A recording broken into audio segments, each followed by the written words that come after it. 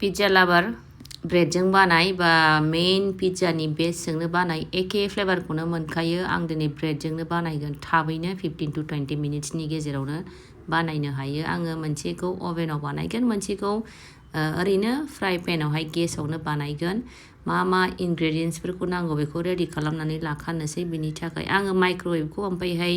preheat खालामखादोंमोन 20 मिनिट्सनि थाखाय 200 डिग्रीयावहाय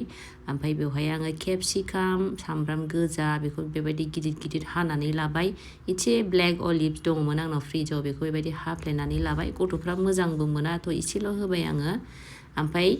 brown bread बियो बेखौ बे बेकिं ट्रेयाव बेबायदि बसायबाय आङो स्प्रेड खालामनानै लाबाय बे ब्रेडखौनो आङो पिज्जानि बेस बायदि इउज खालामनोसै दा मोनसे खुरैयाव आङो टमेट' ससखौ एसे बुरजा बरननानै लाखाबाय बेवहाय पिज्जानि सिजनिं मसाला बेवहाय अरेगेन' थाइम ब्लेक पेपार संख्रि सिनि गासिबो थाखाजोबो ना ब्लेक पेपार पाउडारबो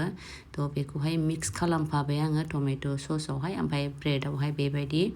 फुननानै लाबाय जेरखम पिज्जानि बेसावबो बेबायदि फुनग्रोनानै लायोना फुनाबाबो जायो सोरबा सोरबा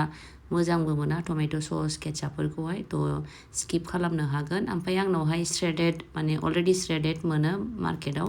बिदिखौनो लाबोदों आङो श्रेडेड मजेरेला चीजखौ बेबायदि आङो मोनफ्रोमबो ब्रेडआवनो मोजाङै माने स्प्रेड खालामबाय ओमफ्राय बिनि सायाव बे सामब्राम केपसिकाम अलिभ हाना लानायखौ बेबायदि मोनसे मोनसे स्प्रेड खालामबाय आरो गोसार होनानै बेखौहाय लाबाय ओमफ्राय नैबे स्वीट कर्न जुंखाम बेखौ रुनानै आङो आखाइजों जिरनानै लादोंमोन एसे बेखौ बेबायदि एसे होदेरबाय ओमफ्राय बेबायदिनो सेम माने प्रिपारेसन आङो फ्राइ पेननि थाखायबो खालामबाय फिसा फ्राइ पेन आंनावहाय बे एसे हेभिबो आरो रोजा हेभि बेवहाय मोनथामल' ब्रेड फिट जाबाय ओमफ्राय मोनसे बेकिं शीटखौ आङो बेवहाय बनानै लाबाय टमेट' सस रेडि खालामनायखौ बेवहाय बेबायदिनो फुननानै लाबाय बेबायदिनो सेम लेयार होजोब्बाय चीज ओमफ्राय बे मैगं थाइगं हानायनि ओमफ्राय सायावहाय आरोबाव नोंसोरो मस्ला बे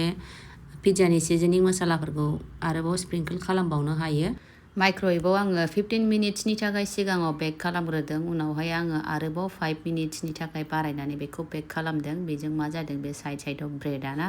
फुरा क्रान्चि जादों आरो ओमफ्राय 20 मिनिट्स उनावहाय बेबायदि जाबाय फुरा मेल्ट जाबाय ओमफ्राय बे फ्राइ पेनावहाय आङो खालामनाया 10 मिनिट्सआवनो जादों मानोना आङो डाइरेक्ट बेखौ गेसनि फ्लेमावहाय बसायदोंना बे फ्राइ पेनखौथ' डाइरेक्ट हिट नांनायनि थाखाय बे गाहायनिफ्राय माने हिट जानानै थाबैनो मेल्ट जादों ओमफ्राय खामनायनि चान्स थायो ओंखायनो बेबायदि बेकिं शीटखौ होनांगौ आरो बेकिं पेपारखौ बेबायदि बेकिं पेपारफोर गैयाबा A4 शीट थायोना गथ'फोरनि व्हाइट डिस्टा पेपारा बेखौबो गल हानानै बा जिखुनु शेपआवहाय माने बर्थना बे शेपआवहाय हानानै बेबायदि माने गेसावहाय माबा खालामनो हायो बेक खालामनो हायो मेल्ट जाहोनो हायो फ्लेभाराथ' एखे बिदिनो जों डमिन'स पिज्जा हाट बेफोरखौ जायोना सेम फ्लेभार माबायदि मोनखो नोंथांमोना आंनि दिनैनि भिडिअखौ